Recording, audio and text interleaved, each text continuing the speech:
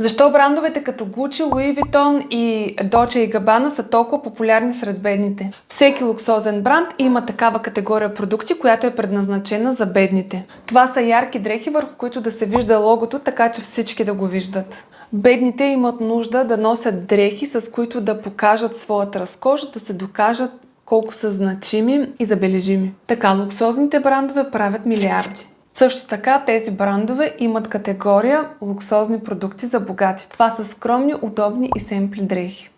Вие даже няма да разберете коя е тази марка, защото богатите хора не искат да бъдат забелязани с тези лога и на тях не им трябва да бъдат забелязани или да показват тази разкош, която носят на себе си. Защото богатите го измислят, а бедните купуват. Пиши ми в Instagram важно на този профил и ще ти изпратя видеоурок, в който ще ти споделя най-важното, което трябва да знаеш, за да създаваш такова съдържание в TikTok, така че да привличаш редовно клиенти оттам.